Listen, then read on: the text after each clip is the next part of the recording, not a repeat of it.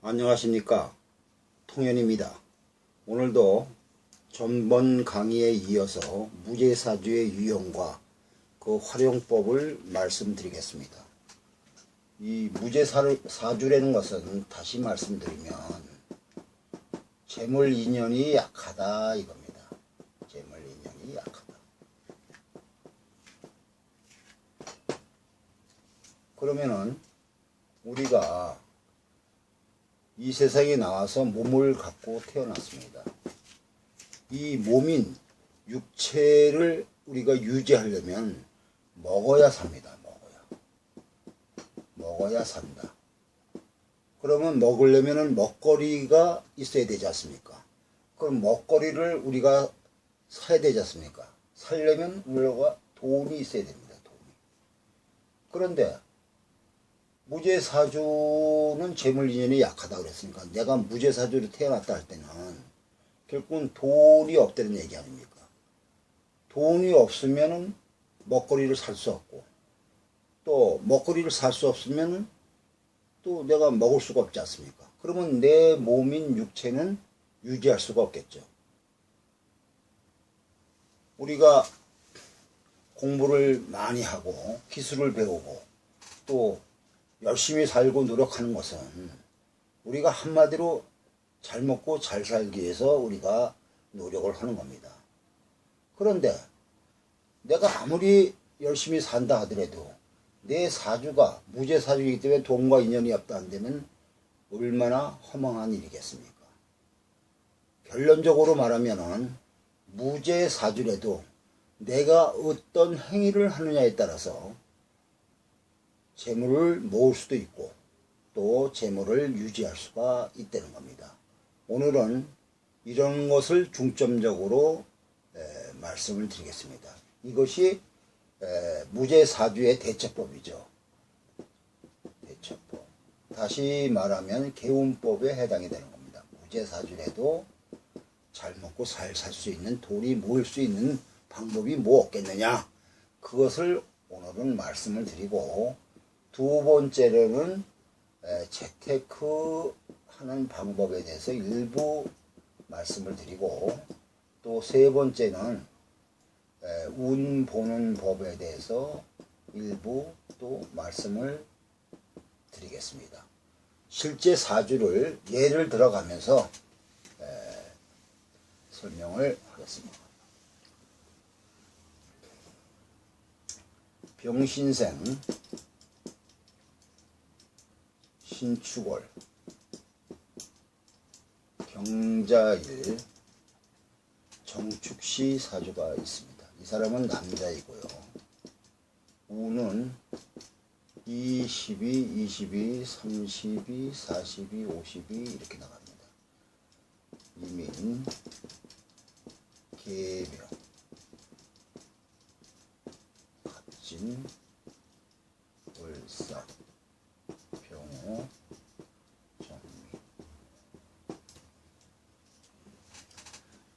저번 강의에도 말씀드렸지만서도 이 사주를 보는데 여러 가지 방법이 있겠지만 우선 이 사주가 오행상으로 뭐가 없느냐를 우선 살펴봐야 됩니다. 오행상으로 여러분들이 볼 때 뭐가 없습니까? 목이 없다. 이것을 육친으로 보면은 재가 없는 거죠. 그야말로 무제사주입니다. 이 사주가. 이렇게 무제사주인데 이 사람은 어떻게 살아갔을까 궁금하겠죠. 그러면 저번 강의에도 일부 말씀드렸지만서도 무제사주이라도 어떻게 내가 조건을 갖추면은 돈을 모을 수 있는 방법이 뭐 없느냐 하는 것을 말씀드렸죠. 그 첫째 조건이 내 사주 구조가 돈을 끌어올 수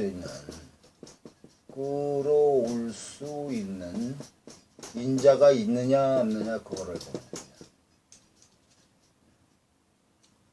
또 더 중요한 것은 내 사주 구조가 돈을 끌어왔는데 그 돈을 끌어온 돈을 내가 유지할 수 있느냐, 다시 말하면 내 사주 구조에 그 돈이 머물 수 있는 구조냐 아니냐 이걸 봐야 됩니다. 정착할 수 있는 구조냐. 정착. 내 사주가 돈을 끌어왔어도 내 사주 구조가 돈이 머물 수 있는 정착할 수 있는 구조가 아니라면 한마디로 밑 빠진 독에 물을 붓기 쉽니다. 밑이 빠지면 아무리 물을 부어도 물은 쌓이지 않겠죠. 이와 같이 이 두 가지가 상당히 중요한 조건입니다. 또 세 번째로는 무제의 사주래도 재운이 들어오면 돈이 올 수 있다 이겁니다. 재운. 그러니까 운의 영향을 많이 받는다는 것이죠. 운의 영향. 그래서 이 무제사주의 특징이 하나는 재물에 부침이 심하다 이겁니다. 재물에 부침이 심하다. 다시 말하면 재물의 기복이 심하다 이겁니다. 그러니까 재운이 들어올 때는 돈을 벌지만 재운이 끝나면은 돈이 바람처럼 사라져 버립니다. 이게 무제사주의 특징입니다. 그래서 무제사주일 경우에는 요 세 가지 조건을 우리가 잘 봐야 되는데 이 사주를 이런 관점에서 본다 한다면 이 사주 구조를 볼 때는 돈을 끌어올 수 있는 인자는 약합니다. 그래서 이 사람은 재운이 들어올 때를 잘 활용해야 됩니다. 재운이 들어올 때를. 그리고 그 재운이 들어온다 하더라도 재운이 끝날 때 내가 어떻게 관리를 하느냐에 따라서 재물이 유지되느냐 안 되느냐 이러한 문제가 생깁니다. 그런데 다행스럽게도 이 사람이 이 재물이 정착할 수 있는 구조는 약간 갖췄습니다. 그건 왜 그러냐면은 여기서 재는 뭐가 아닙니까? 뭐. 근데 여기선 수가 있기 때문에 수생목이기 때문에 재를 유지할 수 있는 그런 조건은 갖췄습니다. 그래서 이 사람의 현 상황을 본다면은 어떠냐 하면은 이 사람의 진행 상황을 보면은 이 사람은 계묘대운에 운동을 했던 사람입니다.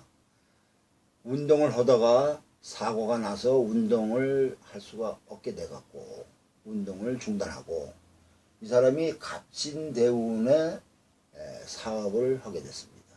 그래갖고 꽤 많은 돈을 벌었습니다. 그러면 어떻게 해서 갑진대운에 돈을 많이 벌었느냐 하는 것을 한번 연구해 보죠. 이 사람은 무제사주이기 때문에 이렇게 운이 재운이 오면 돈을 벌 수 있는 그런 조건은 돼 있습니다. 그런데 무제사주는 아까 서두에도 얘기했지만 그런 것보다도 더 중요한 것이 어떻게 하면은 무제사주가 돈을 벌 수 있는 그런 방법이 뭐 없겠느냐. 이것은 첫째로 뭐냐면은 이것을 알아야 됩니다. 다시 말하면은 내가 첫째 이것이 계운법에 들어가는데 계운법 무제사주의 계운법입니다. 무제사주는 첫째로 필요한 기운을 끌고 와야 됩니다. 필요한 기운을 끌고 와야 된다. 필요한 기운을 끌고 온다는 것은 무슨 얘기냐면은 내가 원하는 기운, 내가 추구하는 기운을 끌고 오자 이겁니다. 내가 필요하지 않은 기운은 구태여 끌고 올 필요가 없죠. 필요한 기운을 끌고 오자 이것이 중요한 겁니다. 내가 필요하지 않은 기운은 끌고 올 필요가 없는 거 아니겠습니까? 그럼 이 사주는 뭐예요? 글자 그대로 아까 무제사주라고 했지 않습니까? 무제, 재성이라는 것은 재성은 양명지운입니다. 양명지운.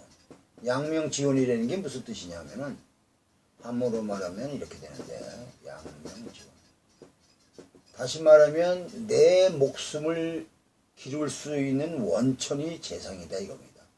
우리가 육체를 갖고 있기 때문에 그 물질인 육체를 기르려면은 우리가 먹어야 살지 않습니까? 먹으려면 돈이 필요하고.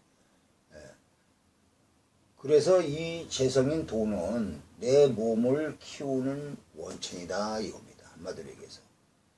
이것이 얼마나 중요하겠습니까? 무엇보다도 중요한 것이 이 재성입니다. 재물입니다. 그러면 그 재물이 내가 없기 때문에, 재성이 없기 때문에 재성의 기운을 강력하게 끌고 오려고 우리가 하겠죠. 그러면 이 필요한 기운을 끌고 오려면 어떻게 해야 되느냐, 이것을 알아야 되지 않겠습니까? 그것은 뭐냐 하면은 우리가 어떤 행위를 하느냐, 어떤 행위, 다시 말하면 어떤 행동을 하느냐에 따라서 달라집니다. 그게 무슨 얘기냐 하면은 이렇게 동한다 하면은 뭐냐면, 동하게 되면 기가 발생이 됩니다. 기가 발생. 그러면은 이 기가 발생하는 게 무슨 기운을 발생하느냐, 이게 더 중요하겠죠. 기운이 발생하는 건 틀림없는 사실인데, 이 기운이 예를 들어서 오행으로 따지면 목기냐 화기냐 토기냐 금기냐 수기냐, 어떤 기운을 발생시켰느냐, 이게 중요한 것입니다. 그러면 나는 여기서 무제사주고 재성은 목기운 아닙니까? 목기운. 그러니까 목기운을 발생하면은 내 사주가 무제가 없다, 무제사주라 재가 없다 하더라도 목기운을 발생하면은 재성의 기운을 발생시켜서 끌어올 수 있다는 것입니다. 그래서 우리가 그것은 행동을 해야지 기운이 발생이 되는 겁니다. 행동을. 그러면 우리가 행위를 하기 전에는 무슨 작용이 있습니까? 우선 마음작용이 있겠죠. 마음작용을 다시 말하면 의식작용이다 이럽니다. 의식작용. 이 마음작용의 기본 메커니즘은 뭐냐? 지정이 작용을 한다 이겁니다. 지정이라는 것은 한마디로 우리가 생각하고 느끼고 어떤 의지를 갖는 겁니다. 그래서 내 마음속으로 생각하고 느끼고 의지를 가져갖고 그것을 행위를 했을 때 현실화되는 겁니다. 현실화되는 겁니다. 내가 목이 말라서 물을 먹고 싶다고 내가 마음속에 생각을 하면은 우리가 현실적으로 물을 먹게 되면 그 행위를 하는 겁니다. 그것이 현실화하는 겁니다. 이렇게 현실화해서 행위나 행동을 하게 되면 기가 발생이 됩니다. 기가 발생. 그러니까 이러한 행위나 행동을 내가 원하는 그런 행위나 행동, 필요한 기운을 끌고 오는 행위나 행동을 하면은 그 기운이 더 증폭이 됩니다. 그래갖고 더 그 기운을 끌고 오게 돼 있습니다. 그래서 우리가 그러면 그 기운을 발생시키는 그런 작용을 어떻게 해야 되느냐, 또 많이 발생할 수 있는 방법이 없겠느냐, 이것이 문제겠죠. 결론적으로 말하면 내가 직업을, 그 기운을 발생시킬 수 있는 직업을 택하는 게 중요합니다. 우리가 하루를 24시간이라고 봤을 때 우리가 여러 가지 하루를 쪼개서 활용을 하고 있지만서도 크게 나누면 12시간은 가정에서 보내고 12시간은 우리가 직장에서 보냅니다. 내가 사업을 하든 조직생활을 하든 간에. 그럼 하루의 2분의 1은 내가 직장에서 활동을 하는 거 아니겠습니까? 그러면 직장에서 내가 활동을 한다면은 그 직장의 기운, 그 직장에서 하라는 그 직업의 기운이 나한테 나도 모르게 부지부식간에 무의식적으로라도 나한테 그 기운이 활용이 되는 겁니다. 기운이 동하는 것입니다. 그래서 우리가 어떤 직업을 갖느냐, 이것이 중요한 것입니다.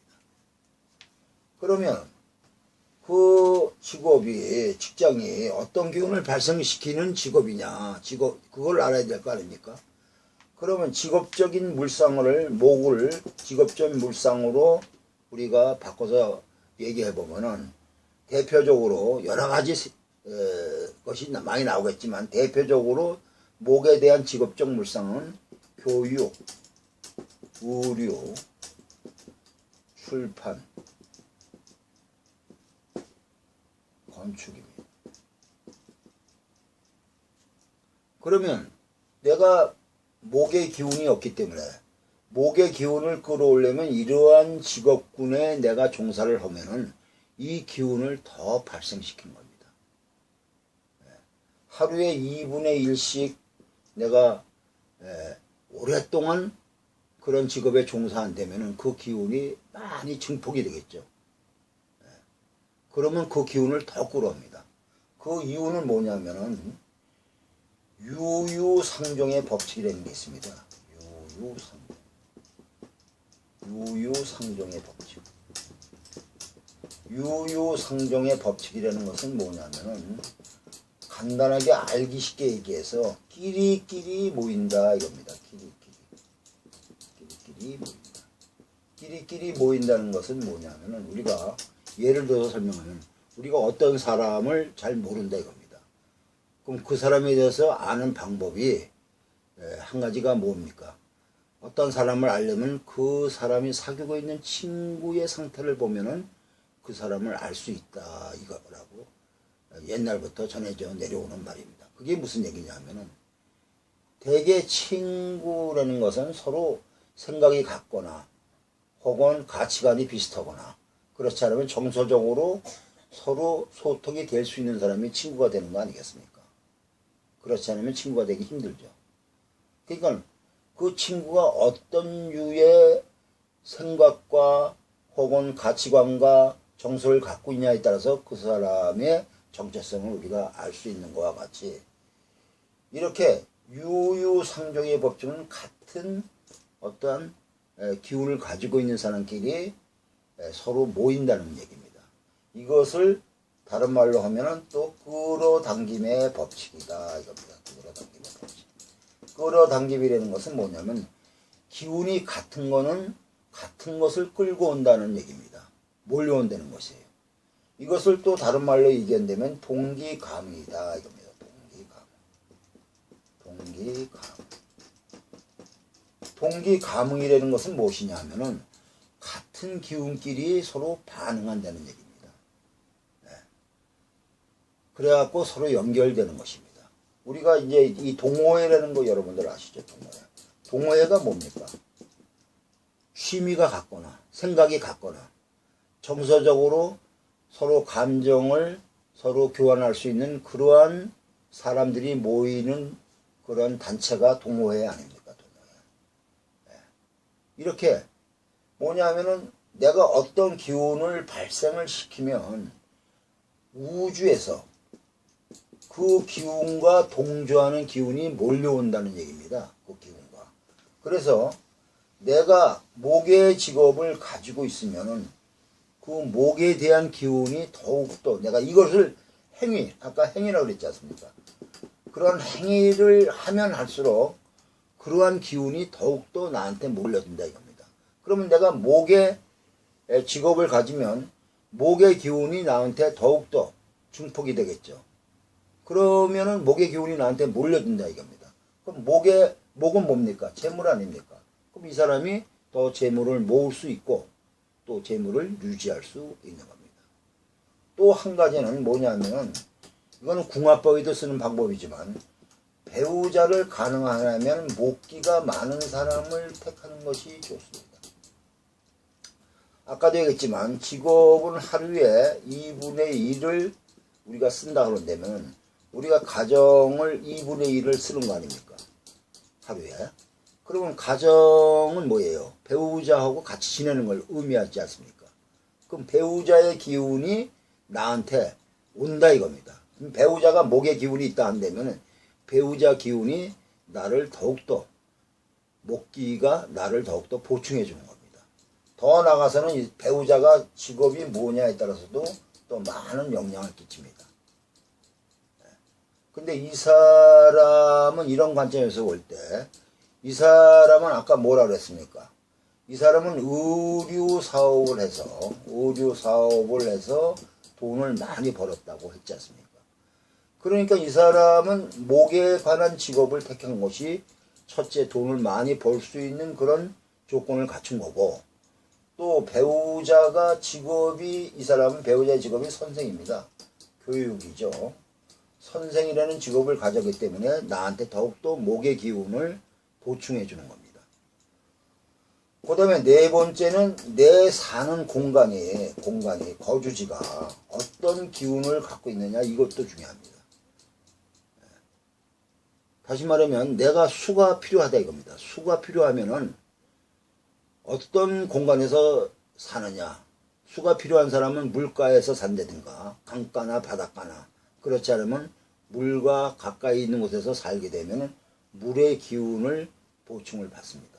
이와 같이 어떤 공간에서 사느냐, 이것이 중요하기 때문에 최소한도 이러한 조건을 갖추기만 하면은 내가 무죄를 하더라도 재물을 모을 수가 있고 또 재물을 유지할 수가 있는 겁니다. 이거는 여러분들이 살아가면서 상당히 유용하게 활용할 수 있는 그러한 팁이기 때문에 여러분들이 잘 활용을 해 주시기 바랍니다. 이거는 뭐 우리가 일이 안 된다고 구술을 한다든가 부적을 쓴다든가 이런 것보다도 더 지속적이고 강력한 영향을 끼치는 그런 논리니까 잘 배워두시기 바랍니다. 그러면은 이 사람이 돈을 끌어오는 건 좋은데 과연 그러면 이 사람이 같은 돈을 끌어와도 많은 돈을 끌어오느냐 혹은 적은 돈을 끌어오느냐 하는 것은 아까 그 문제하고는 조금 다른 문제입니다. 그것은 이 사람의 사주 구조가 과연 그만큼 돈을 많이 끌어올 수 있게 능력이 있는 사주냐 아니냐, 그거를 봐야 됩니다. 그것을 판정하는 것이다 이렇게 보는데, 이 사람은 두 가지 조건이 상당히 좋습니다. 첫째는 뭐냐, 병신합이라는 것이 있죠. 병신합. 이 사람은 병신합이라는 게 있습니다. 이 병화는 뭐냐면은 칠살입니다. 칠살. 이 사람한테는 신금은 양인겁자를 합니다. 양인겁자. 그래서 이 사람은 사주구조가 병신합으로 되어 있죠. 그래서 이거를 양인합살이다 이겁니다. 양인합살. 양인합살이라는 것은 뭐냐면 양인과 살이 서로 합했다는 얘기입니다. 이것을 현대식으로 말하면 친구 먹었다는 얘기입니다. 양인과 살이. 그런데 이 칠살이라는 우리가 정체를 알아야 되겠는데, 이 칠살은 한마디로 무서운 놈입니다. 무서운 놈. 왜 무서운 놈이냐면 우리가 보통 관살은 통제하는 기운이 있다고 그랬죠. 통제하는.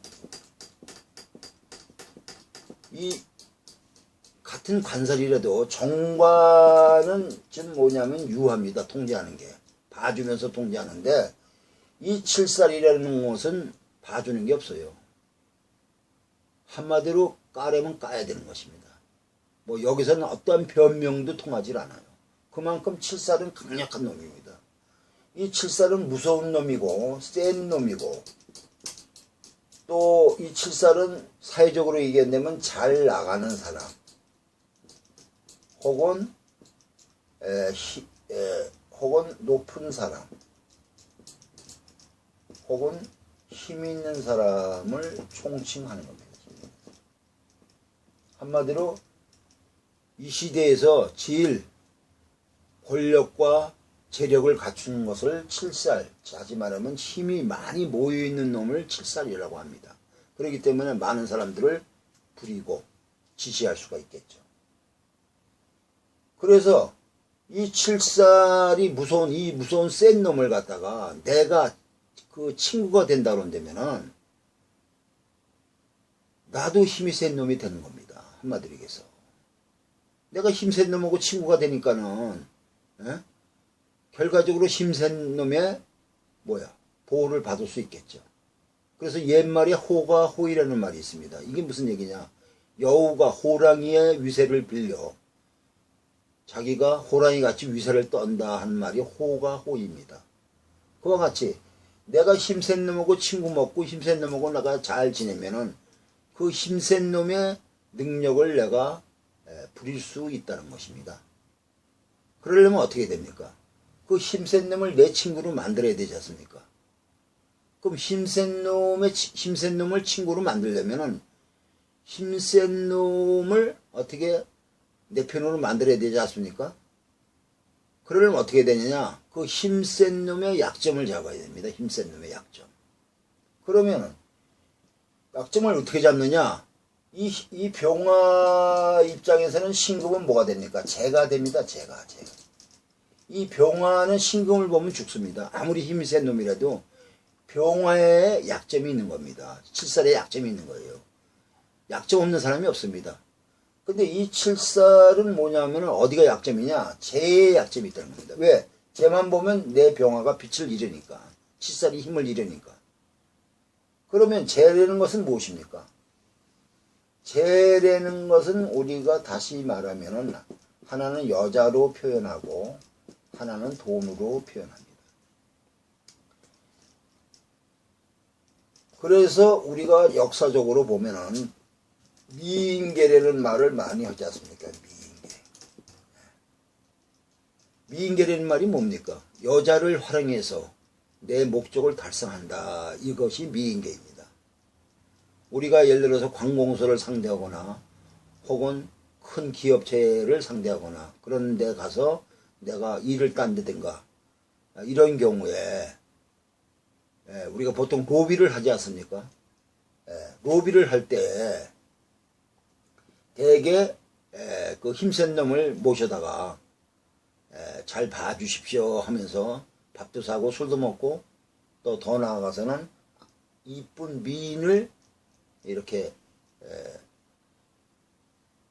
주면서 그러면서 내가 그 힘센 놈을 노골노골하게 만드는 겁니다. 그래갖고 내 편을 만드는 거예요. 그래서 역사적으로 그런 현상이 많이 있지 않습니까? 또 두 번째는 이것이 안 통한다 한다면은 뇌물, 돈으로 목적을 달성합니다. 이것이 요새 말하는 소위 뇌물이다 이겁니다. 그런데 이 힘센 놈은 칠살은 여자나 돈에 약하다 이겁니다. 이 사람이 이런 것에 걸려들었다 하면은 나한테 꼼짝을 못하는 겁니다. 약점이 잡혀갖고. 그래서 내가 뭘 부탁하면은 들어주게 돼 있는 것이 그것이 현상입니다.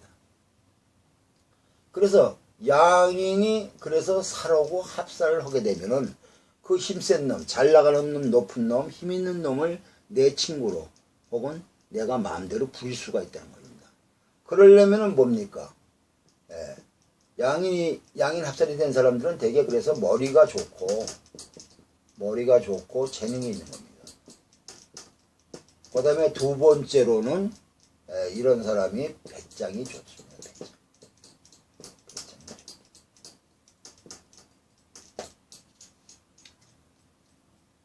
그래서 사주 구조에 양인 합살이라는 이런 구조가 돼 있으면은 일단은 이 사람은 머리가 좋고 배짱이 좋은 겁니다. 그만큼 그릇이 크다는 것이죠. 능력이 있다는 겁니다.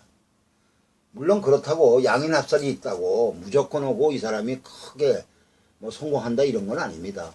그거는 다른 사주 구조나 운에 따라서 또 달라지게 나옵니다. 다만 이러한 구조가 있으면 그러한 큰 일을 해나갈 수 있는 그런 자격을 그런 조건을 갖추었다는 것을 여러분들한테 말씀드립니다. 또 하나는 이 사람이 일간이 어떻게 됩니까? 경금입니다. 경금은 자연불상으로 큰 칼로 우리가 얘기할 수 있습니다. 이 큰 칼은 큰 칼이냐 작은 칼이냐 그게 중요한 것이 아니고 칼로서의 용도가 있느냐 없느냐 이것이 중요한 겁니다. 다시 말하면 아무리 칼이 있어도 칼이 녹슬었거나 칼이 이가 듬성듬성 나갔거나 칼이 잘 갈아지지 않아서 뭉툭하다 그런다면은 그 칼로서 용도를 발휘할 수가 없겠죠. 칼은 예리하고 날카로워야지 잘 벨 수가 있는 거 아닙니까? 그래야지 칼의 용도가 있는 거 아닙니까? 그래서 이 큰 칼이 잘 닦아져 있느냐, 잘 예리하게 잘 갈아져 있느냐 이것이 중요한 겁니다. 만일 이 칼이 잘 닦아져 있고 예리하게 날카롭게 이렇게 돼 있다고 그런다면은 이 사람은 큰 일을 할 수 있는 그런 그릇을 타고난 겁니다. 그런데 이 사람은 다행스럽게 여기에 신자 수국이 돼갖고 병금이 잘 닦여져 있습니다. 금생수로. 그래서 이 사람은 큰 사업을 할 수 있는 자격을 갖추고 있는 것입니다. 그래서 여러분들 보세요. 요리사가 아무리 유능한 요리사라도 요리를 하려면 칼이 필요하지 않습니까? 칼이 예를 들어서 녹슬었거나 이가 나갔거나 갈지 않아서 뭉툭하다면은 요리를 잘 할 수 없겠죠. 그 사람이 요리사가 아무리 능력 있는 요리사라 해도 우선 기본이 안 돼 있기 때문에 안 됩니다. 그래서 요리사가 직장에 나와서 제일 먼저 할 일은 칼을 먼저 점검하는 것이겠죠. 이와 같이 그래 칼의 용도, 칼의 가치가 잘 돼 있느냐 안 돼 있느냐 이걸 봐야 되는 것입니다. 그래서 이 사람은 두 가지 사주를 볼 때 두 가지 조건이 있어서 큰 일을 할 수 있는 그러한 조건을 갖추고 있는 사람인데, 더 나아가서는 이 사람이 갑진대운에 돈을 꽤 벌었습니다. 갑진대운에는 이게 재가 왔지 않습니까? 다시 말하면 모군이 왔다 이겁니다. 아무리 내가 좋은 칼, 아주 잘 예리하게 벨 수 있는 좋은 칼을 지녔다 하더라도 칼을 쓸 수 있는 그런 일이 있어야지 능력을 발휘하는 거지. 아무리 좋은 칼이 있다고 해서 내가 그것을 쓸 수 있는 일이 없으면은 칼의 가치가 나오지 않습니다. 칼의 용도가 나오지 않아요. 그런데 이 사람은 뭐냐면 칼이 칼로서의 능력을 발휘할 수 있는, 나무를 잘 벨 수 있는 그러한 갑진대운의 운이 왔다 이겁니다. 그래서 내가 유능하게 칼을 잘 써서 이 갑목을 잘 요리했기 때문에 큰 돈을 벌었습니다.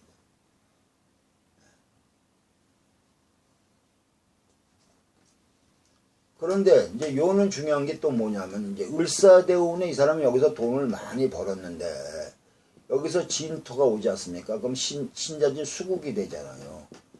수국이 되면은 수는 뭐냐면은 물입니다. 물은 유동성이죠. 흐르는 거다 이겁니다. 흐른다는 것은 역마의 속성이 있기 때문에 이 물은 수생목을 해서 더 재를 갖다가 왕성하게 하지 않습니까?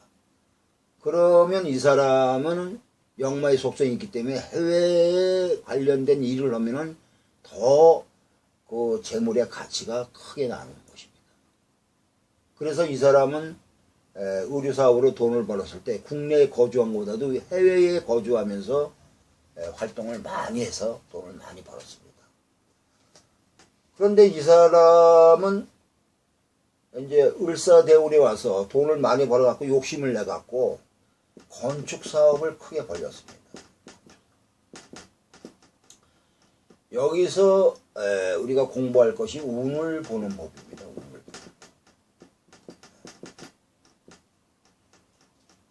보통 사람들은, 사업을 하는 사람들은 크게 두 가지 특징이 있습니다.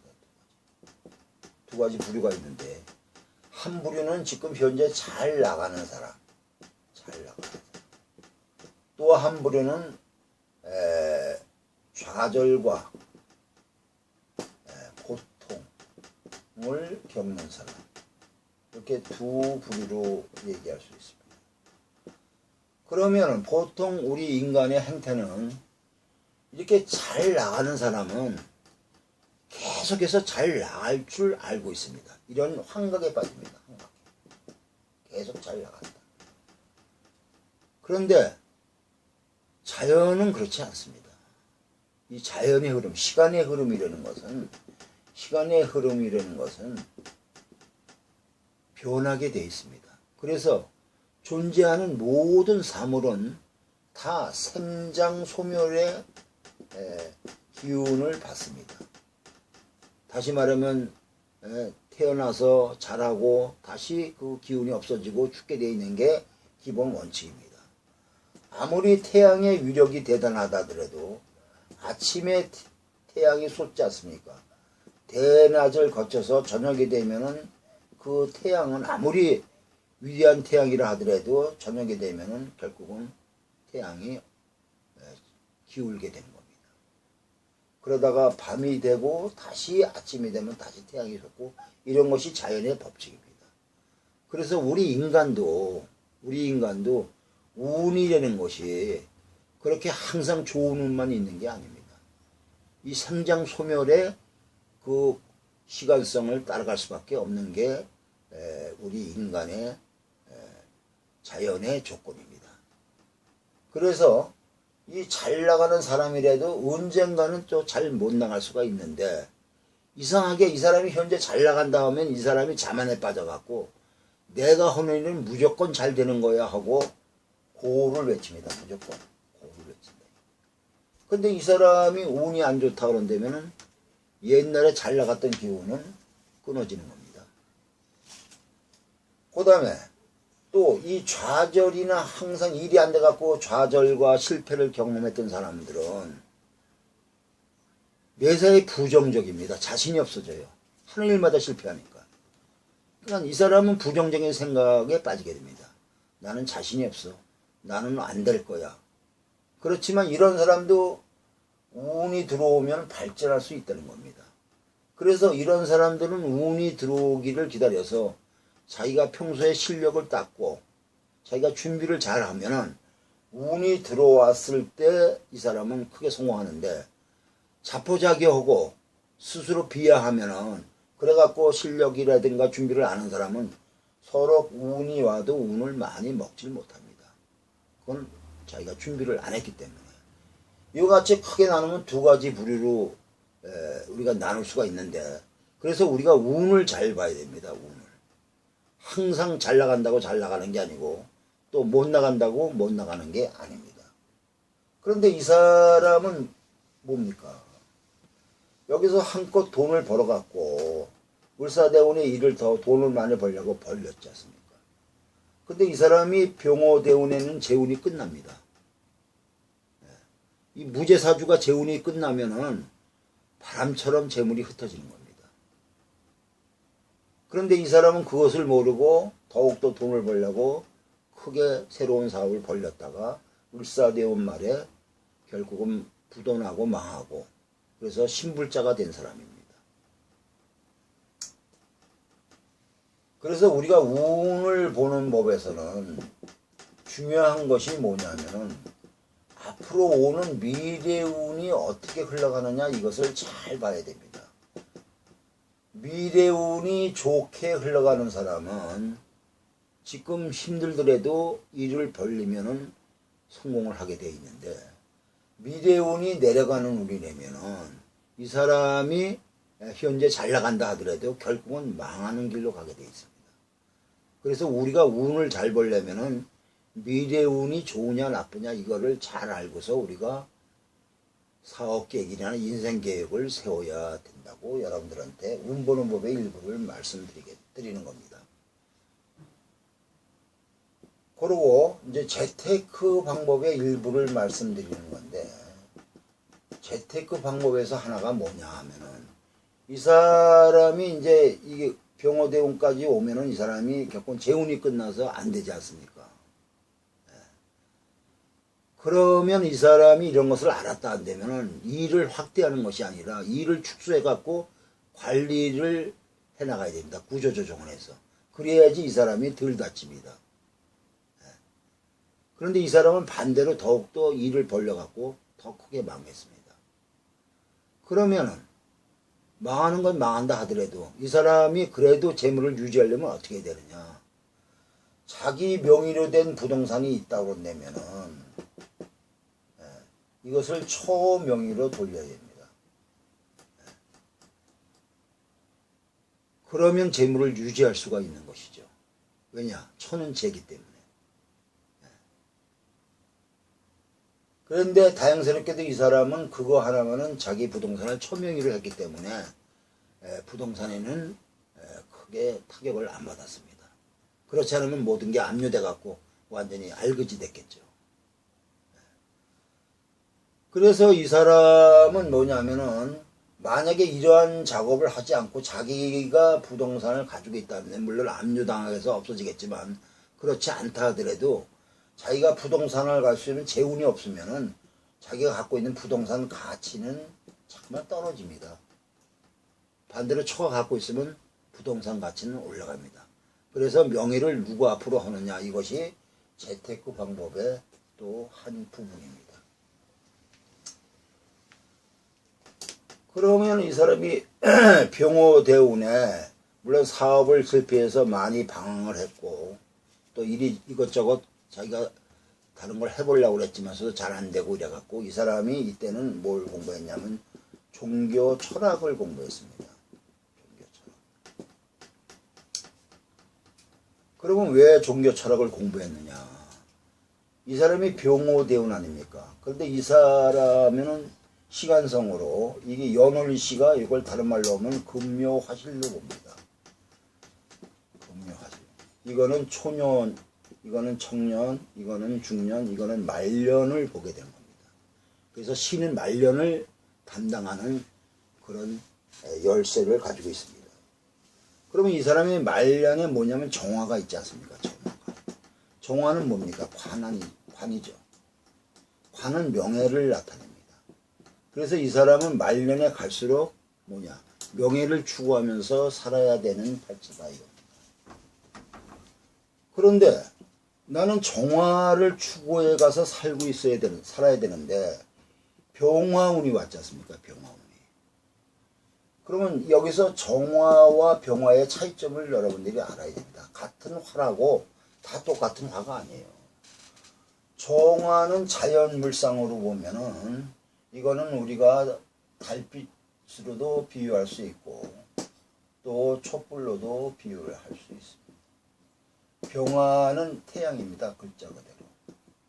그래서 정화는 달빛이나 촛불을 비유하기 때문에 이것은 사회적인 속성으로 보면은 정신적인 것을 추구하는 명입니다. 정신적. 이 태양은 현실적입니다. 현실적. 그래서 정화는 정신적이고 또 교육적이고 또 정화는 좀 특수한 분야 이런데 연구성을 가지고 있습니다. 그리고 태양은 현실적이고 대중적이고 실용적인 분야에 더욱더 가치를 두고 있는 것이 병화와 정화의 차이점입니다. 그런데 이 사람은 정화를 추구하니까는 정신적이고 교육적이고 어떤 특수한 분야를 추구해서 명예를 얻어야 되는 그런 팔자 구조를 갖고 태어났는데 운이 병화운이 오게 되면 어떻게 됩니까? 정화가 병화에 꺼지지 않습니까? 정화, 달빛이나 촛불이 태양이 뜨면 없어지지 않습니까? 그래서 이거를 옛날 명리 용어로 병탈정광이라고 그랬습니다. 다시 말하면 태양이 뜨면 정화의 빛을 뺏는다 이렇게 되어 있습니다. 그러니까 달빛이나 촛불은 태양이 뜨면 그 빛이 무색해지지 않습니까? 그것을 뺏는다는 표현을 했습니다. 그래서 이 병화, 이 자기는 정화를 추구하는데 병화가 와서 정화를 빛을 없애니까는 이 사람은 방황할 수밖에 없죠. 자기 앞길이 안 보이는 겁니다. 앞길이. 길이 안 보이는 거예요. 그러니까 정신적인 방황을 많이 합니다. 그리고 이 화려는 성질은 뭐냐면은 속성은 뭐냐면은 이 화는 정신적으로 보면 종교 철학이고 우리가 현실적으로 보면은 예술이라든가 또 방송이라든가 혹은 현실적인 것을 얘기합니다. 그러니까 뭐냐면은 병화가 오면 나는 정화를 추구해야 되는데 병화가 정화를 빛을 탈취하니까 더 자기가 이쪽으로 가야 되는 것이 자기의 운명의 길이라면 되면은 이걸 잠깐 덮어버리니까 더 방황하죠. 화는 또 뭐냐면 정서고 감정입니다. 감정. 정서고 감정, 감상입니다. 그러니까 자꾸만 마음이 혼란을 느끼는 것이죠. 자기가 가야 할 길을 잃어버리니까. 그래서 이 사람이 그럼 현실적으로 어떻게 했냐 하면은 이렇게 현실적이고 대중적이고 실용적인 것을 피하기 위해서 이 사람은 산에 가서 산속에 있는 절에 들어가서 이 사람은 종교 철학에 대한 공부를 그때부터 시작했습니다. 그래야 이제 안정이 되니까. 그리고 또 하나 말씀드리고 싶은 거는 혹자는 이런 말씀을 합니다. 금수상관은 요견관이라는 말이 있습니다. 이것은 무슨 얘기냐 하면은